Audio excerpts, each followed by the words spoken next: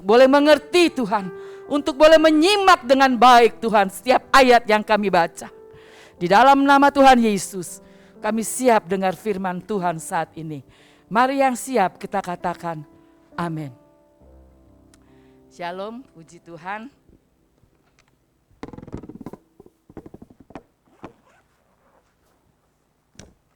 Saat ini kita boleh berkumpul bersama-sama. Selamat datang Ibu baru, Ibu Mimi, ya. Biar ke depan sana tetap bergabung bersama kita, amin. Kita doakan, kalau bapaknya memain musik, ibunya ikut ibadah kepada kita. Tuhan Yesus memberkati. Kita akan buka satu firman Tuhan di dalam 1 Korintus 9. Yuk, kasih ya. 1 Korintus yang ke-9, ayat yang ke-24 sampai dengan 27. Saya akan bacakan, ibu-ibu yang punya Alkitab boleh buka Alkitab, kalau belum keburu ayatnya sudah ditayangkan. Makasih Jason. 1 Korintus pasal yang ke-9, ayat yang ke-24 sampai dengan yang ke-27, demikian firman Tuhan. Tidak tahukah kamu bahwa dalam gelanggang pertandingan semua peserta turut berlari, tetapi bahwa hanya satu orang saja yang mendapat hadiah. Karena itu larilah begitu rupa sehingga kamu memperolehnya. Tiap-tiap orang yang turut mengambil bagian dalam pertandingan menguasai dirinya dalam segala hal. Mereka berbuat demikian untuk memperoleh suatu mahkota yang fana. Tetapi kita untuk memperoleh suatu mahkota yang abadi. Sebab itu aku tidak berlari tanpa tujuan. Dan aku bukan petinju yang sembarangan saja memukul. Tetapi aku memelatih tubuhku dan menguasai seluruhnya. Supaya sesudah memberitakan Injil kepada orang lain, jangan aku sendiri ditolak. Amin. Amin, ibu-ibu. Ini suratan dari Rasul Paulus ya. Saya akan beri judul memperoleh mahkota yang abadi. Ya, siapa yang mau memperoleh mahkota yang abadi? Ayo, siapa yang mau? Enggak ada yang berani. Ya, siapa yang mau angkat tangan? Kita memperoleh mahkota yang abadi. Di sini diumpamakan Rasul Paulus mengumpamakan adalah pertandingan di dalam olahraga ya. Kalau kita mau bisa memperoleh hadiah, piala yang fana di dunia ini, yang pertama kita harus fokus ya. Ayat yang ke-24. Tidak tahukah kamu bahwa dalam pertandingan semua peserta turut berlari, tetapi bahwa hanya satu orang saja yang mendapat hadiah, karena itu larilah begitu rupa sehingga kamu memperolehnya. Setiap pertandingan, begitu diperiwitin mulai berjalan yang berlari, dia harus fokus ke depan. Sampai garis finish berapa meter atau berapa kilometer yang harus dia tempuh. Jadi enggak ada lagi yang mulai lihat kiri kanan, depan belakang, tali sepatu mungkin yang belum diikat. Ya, semuanya sudah dipersiapkan. Fokus. Ini dalam pertandingan yang biasa untuk mengambil hadiah yang fana, Rasul Paulus bilang. Kalau kita gimana ibu-ibu? Kalau mau ngambil mahkota yang abadi, mahkota kemenangan yang abadi, kita juga harus fokus untuk mencari Tuhan. Ya, jadi nggak usah gubrisin kiri kanan depan belakang. Yang penting saat kita mau hari Jumat, mempersiapkan diri kita. Mempersiapkan hati kita supaya kita boleh hadir di tengah-tengah ibadah WBI dengan persiapan yang luar biasa. Sehingga pada saat ibadah kita nggak lagi mikirin kompor yang belum dimatiin, mikirin cucian yang belum diangkat, udah mendung nih, jangan-jangan dia basah. Harus mempersiapkan diri, larilah, kejarlah begitu rupa supaya kita bisa fokus mencari Tuhan dengan baik. Dan apa yang kita kerjakan saat ini tidak sia. Amin, ibu-ibu, ngerti ya? Yang kedua, selain fokus, kita juga harus menguasai diri kita. Ayat yang ke-25, coba Ibu Yaya tolong baca. Ayat yang ke-25.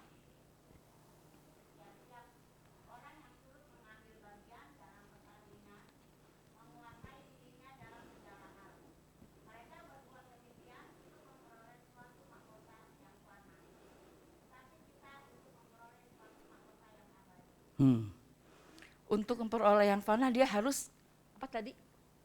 Menguasai diri. Bukan satu cerita, satu kesaksian benar-benar terjadi ini. Suami saya almarhum punya teman ya. Orang Pasar Baru, Gang Kaca-Kaca tempat dia tinggal kecil dulu. Dia paling mengidolakan Aderai. Olahragawan ya, binaragawan, olahragawan saya ngerti deh. Badannya aja bagus. Dia di situ diatur makan telur sekian, merahnya aja. Mungkin apapun diatur.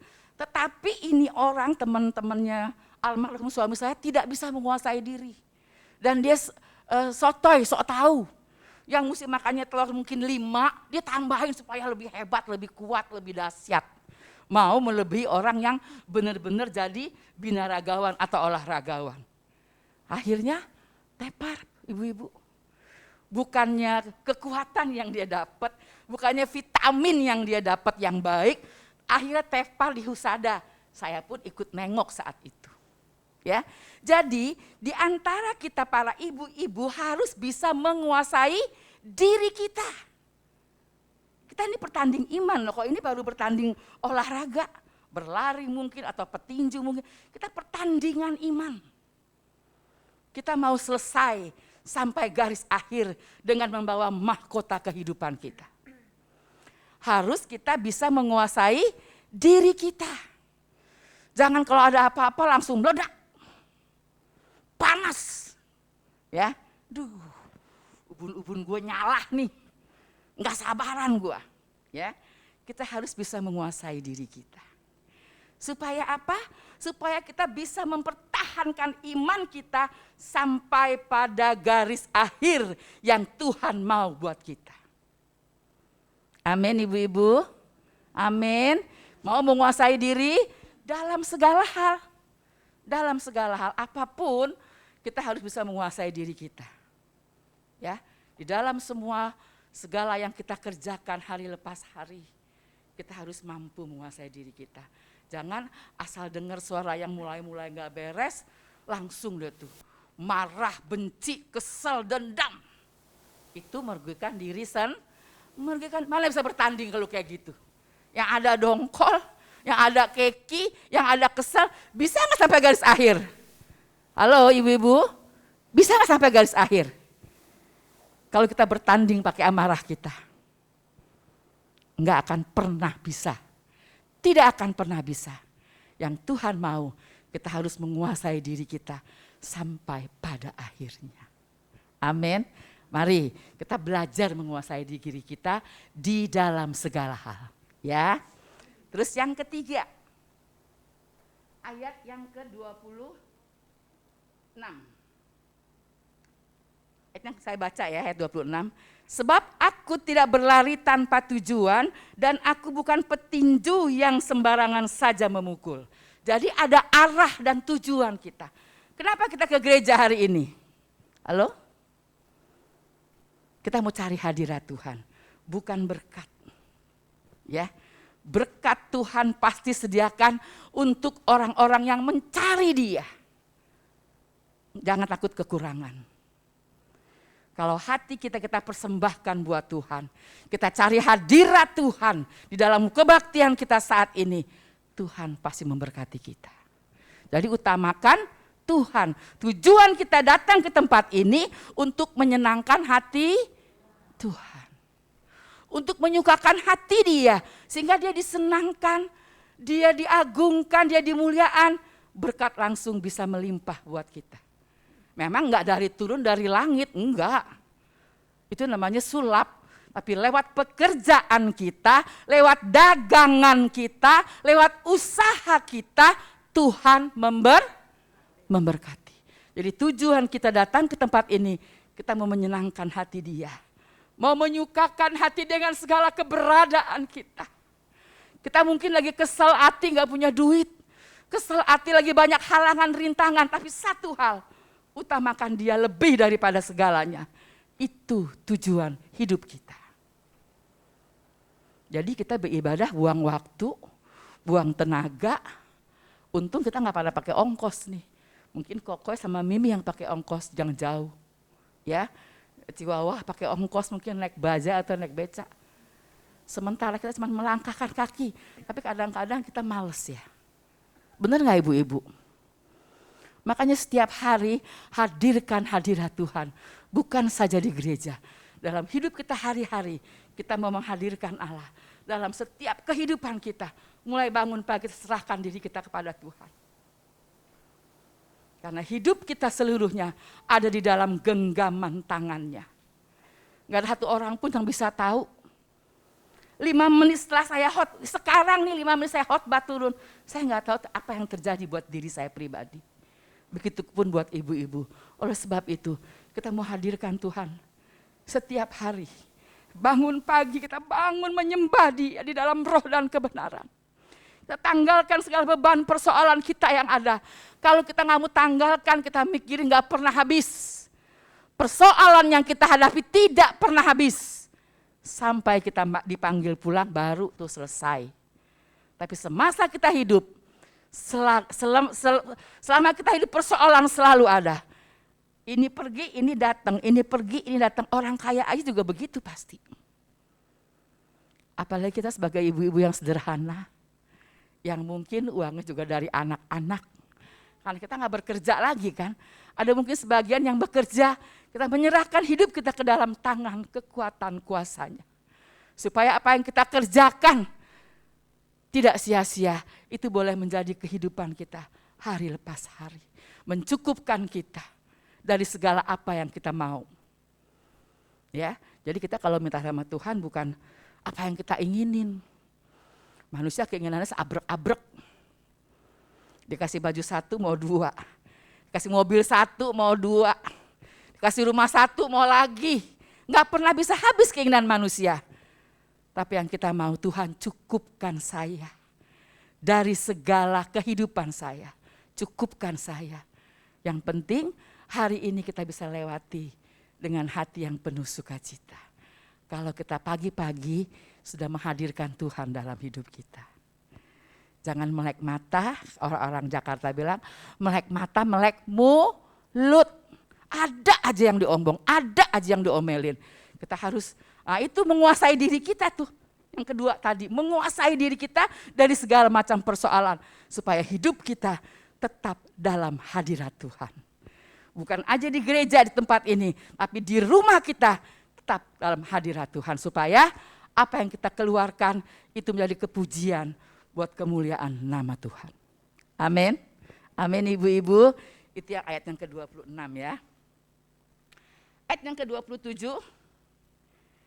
Tetapi aku melatih tubuhku dan menguasainya seluruhnya supaya sesudah memberitakan Injil kepada orang lain jangan aku sendiri ditolak. Ya. Mungkin ibu-ibu nggak bisa memberitakan Injil seperti penginjil-penginjil yang lain. Tapi coba loh menceritakan kebaikan Tuhan kepada teman-teman kita. Menceritakan kemuliaan Tuhan kepada orang-orang yang kita kenal mungkin. Yang sedang dalam kesesakan, yang sedang dalam permasalahan. Kita hadirkan diri kita buat dia untuk bisa memberitakan kebenaran firman Tuhan. Nggak usah tunggu buka Alkitab kelamaan. Ya. Tapi apa yang kita rasakan, yang Tuhan berikan buat kita, itu yang kita ceritakan. Amin. Amin ibu-ibu. Kalau saya sampai saat ini berdiri di tengah-tengah sini, itu semua karena kebaikan Tuhan. Betul-betul semua karena kebaikan Tuhan. Betul-betul karena kebaikan Tuhan. Saat suami saya meninggal, saya tidak dalam keadaan baik. Ya. Banyak halangan, banyak perkara yang harus saya hadapi. Tapi hanya berseru kepada Tuhan karena saya tahu Tuhan yang saya sembah adalah Tuhan yang hidup. Tuhan yang tidak pernah meninggalkan saya sedetik pun. Saya mengalami banyak hal, tapi selalu Tuhan tolong. Saya mengalami banyak keajaiban yang Tuhan berikan buat saya. Susah buat ceritainnya. Yuk mari kita sama-sama, sesama kita, keluarga kita ceritain kebaikan Tuhan. Kita bukan penginjil yang mesti keluar masuk kampung, keluar kampung. Yang mesti masuk gereja, keluar gereja memberitakan Injil Tuhan. Tapi mari ibu-ibu yang sederhana, kita mau ceritain kebaikan Tuhan yang luar biasa. Sehingga lewat kita nama Tuhan dipermuliakan dan diagungkan. Ya, jadi kalau kita bercerita tuh hal-hal yang baik. Jangan ngegosipin orang. Itu gak bakal hadirat Tuhan turun. Kita mau cerita yang sebaik-baiknya. Supaya lewat kita banyak teman-teman kita dimenangkan. Ikut yuk ke gerejanya si A lu. Orangnya baik. Suka menghibur. Kalau denger dia ngomong enak rasanya. Jangan malah sebaliknya. Sebel gue sama dia. Kalau dia ngomong gue pengen pergi aja rasanya. Amin. Jangan sebaliknya. Justru kita menghadirkan hadirat Tuhan dalam hidup kita. Supaya lidah kita, mulut kita, mata cara pandang kita itu bisa dibenarkan. Karena kita tahu yang kita muliakan adalah raja di atas segala raja. Amin. Nah, di sini yang keempat, apa yang harus kita kuasai seluruhnya? Halo ibu-ibu, apa yang kita harus kuasai? Di sini kan Rasul Paulus bilang, tetapi aku melatih tubuhku dan menguasai seluruhnya supaya sesudah pemberitaan Injil kepada orang lain, aku jangan ditolak. Apa yang kita kuasai? Yang pertama adalah lidah. Halo, lidah kita ini yang paling tajam, lebih tajam dari sembilu. Sembilu tahu yang buat orang sunat sekali gres. Sekarang sih udah pakai laser orang sunat ya. Tapi zaman dulu pakai bengkong. Itu bambu diasah sampai tajam banget supaya saat motong daging tuh langsung putus. Lidah kita lebih tajam dari itu. Ya. Itu lebih tajam dari itu. Makanya kita harus jaga, kuasai lidah dan bibir kita. Jadi apa yang kita perkatakan membangun orang lain. Apa yang kita perkatakan memberkati orang lain. Apa yang kita perkatakan itu bisa bikin orang tuh adem ayem. Ya. Yang kedua, selain lidah adalah sikap kita. Ada nggak ibu-ibu yang suka ketemu ibu-ibu yang sikapnya cuek, acuh gitu ya? Pernah nggak ketemu apa sering ketemu? Halo, masih ada ibu-ibu nggak di sini nih? Hah? Pernah nggak kita nemuin sikap seseorang yang cuek? Ya, sering kan? Kayaknya mandangnya sebelah mata gitu loh. Nggak mandang orang lain dengan baik. Itu sering banget. Ya, merasa diri lebih hebat, merasa diri lebih pinter, merasa diri lebih daripada yang lain. Itu yang kita harus kuasai dalam kehidupan kita hari lepas hari. Ini berkaitan sama yang minggu lalu ya. Jangan mandang rendah orang lain. Ya, jangan anggap orang lain itu sepele, lebih rendah dari kita. Ini ada kaitannya ke sini ya. Jadi selain lidah kita, sikap kita pun harus kita kuasai seluruhnya. Dan hati dan pikiran kita pun harus kita kuasai. Jangan gampang curiga sama orang. Ya, langsung hati dan pikiran bersatu nih. Jangan-jangan dia begitu, jangan-jangan dia. Itu namanya asahan yang tidak baik buat kita. Ya. Yang pertama tadi masih ingat adalah apa yang kita harus kuasai? Halo? Lidah kita. Lidah kita tajam seperti sembilu bahkan lebih. Sekali ucap orang bisa nyeri hate. Orang Sunda bilang nyeri hate. Senyeri-nyerinya. Sampai berasa banget tuh. Ya. Yang kedua adalah sikap kita terhadap satu orang kepada yang lain. Jangan cuek bebek ya. Jangan cuek, kita harus saling memperdulikan, saling memperhatikan, saling menghargai, saling menghormati satu dengan yang lain. Supaya keluarga kita satu tubuh yang kemarin saya firmankan saat ini, itu terpelihara sempurna. Ya, selain itu sikap hati dan pikiran kita pun harus menaruh pikiran yang baik. Menaruh perasaan yang baik. Jangan gampang ngambek, gampang curiga, gampang mereka-reka. Firman Tuhan bilang apa? Reka-rekaan manusia itu adalah jahat. Ya, reka-rekaan manusia adalah jahat. Jangan ditiru yang begituan. Yang kita mau pertahankan saat ini adalah mereka-rekaan hal yang baik.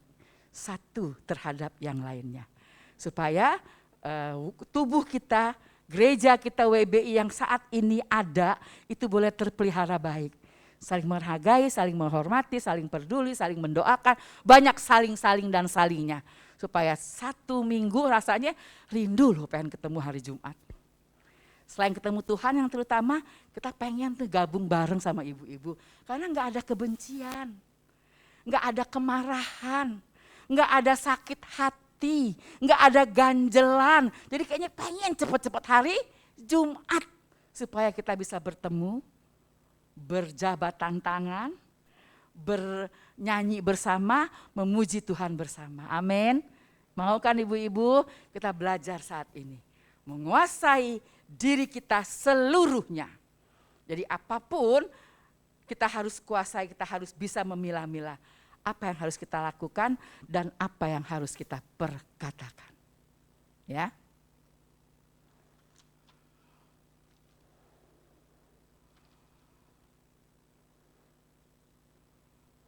Nah, di sini kan dikatakan terakhir jangan sampai aku sendiri ditolak. Kita baca di Matius loh. Yuk. Matius pasal yang ke-7 ayat yang ke-21 ya sampai ayat yang ke-23. Ini ayat yang terakhir buat kita. Yang ke-21 dulu saya baca ya. Bukan setiap orang yang berseru kepadaku Tuhan, Tuhan akan masuk ke dalam kerajaan surga. Melainkan dia yang melakukan kehendak Bapa-Ku yang di surga. Pada hari terakhir banyak orang akan berseru kepadaku, Tuhan, Tuhan, bukankah kami bernubuat demi nama-Mu dan mengusir setan demi nama-Mu dan mengadakan banyak mujizat demi nama-Mu juga? Pada waktu itulah aku di sini huruf besar berarti Tuhan akan berterus terang kepada mereka dan berkata, aku tidak pernah mengenal kamu, enyahlah daripadaku kamu sekalian pembuat kejahatan. Ya, jadi di sini yang bilang Tuhan itu bukan orang-orang yang sembarangan, bukan orang-orang jemaat biasa, bukan orang-orang yang tidak terpandang, tapi di sini adalah orang-orang yang sudah melayani. Kan di sini bilang, bukankah aku sudah bernubuat? Bukankah aku sudah mengusir setan? Berarti itu adalah hamba-hamba Tuhan atau pelayan-pelayan Tuhan. Ya, jemaat berani nggak bilang kayak gitu? Kan gue udah ngusir setan. Boro-boro ya. Kadang-kadang kita berdoa aja harus dituntun. Tapi ini di sini ada bukti bahwa bukan orang yang menyebut Tuhan yang masuk ke dalam kerajaan surga, melainkan orang-orang yang melakukan kehendak Bapa yang di surga. Apa kehendak Bapa yang di surga? Yang pertama dan terutama adalah saling mengasihi. Kasihlah Tuhan Allahmu dengan segenap hatimu, dengan segenap jiwamu, dengan segenap kekuatanmu. Itu yang bisa masuk kerajaan surga. Jadi kita mau mengasihi Tuhan lebih dari segalanya. Karena Tuhan yang kita sembah adalah Allah yang luar biasa. Allah yang mampu mengadakan mujizat, Allah yang mampu menjadikan yang tidak ada menjadi ada, Allah yang mampu menyembuhkan, Allah yang mampu membangkitkan, Allah yang mampu menyediakan apa yang kita perlukan dan apa yang kita butuhkan. Ya, menyediakan apa yang kita perlu.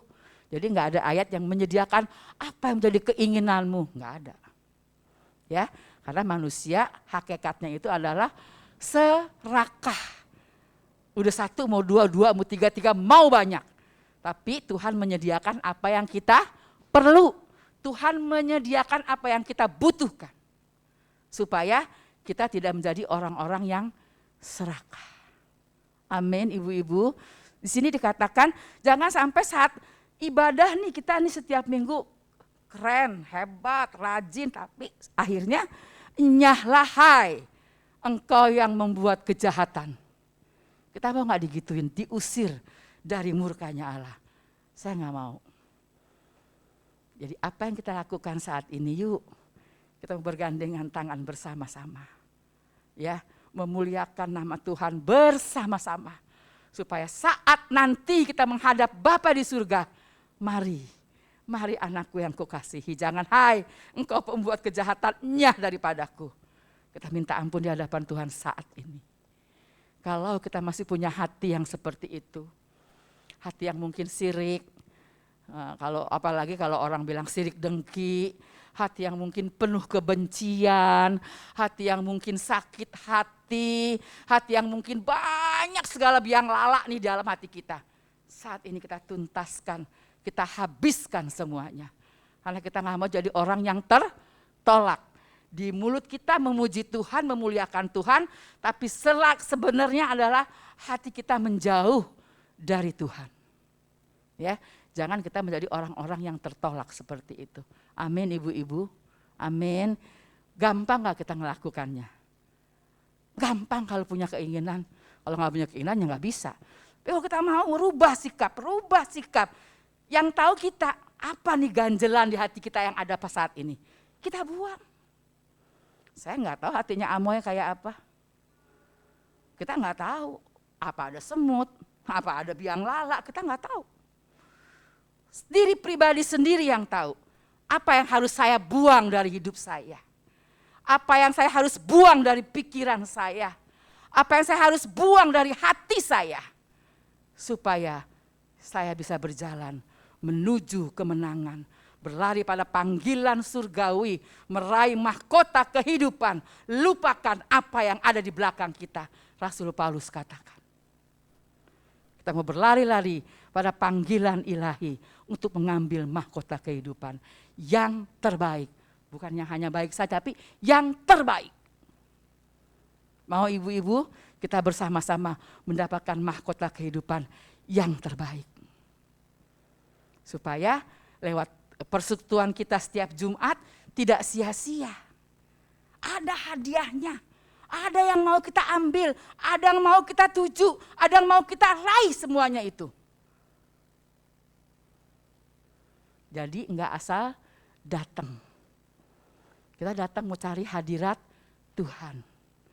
Kalau kita cari hadirat Tuhan, menyukakan hati Tuhan, pasti berkat Tuhan akan mengalir dengan sendirinya. Amin. Amin ibu-ibu. Tuhan Yesus memberkati.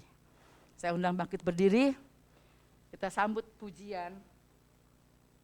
Mari kita semua umat pilihan Allah. Mari kita semua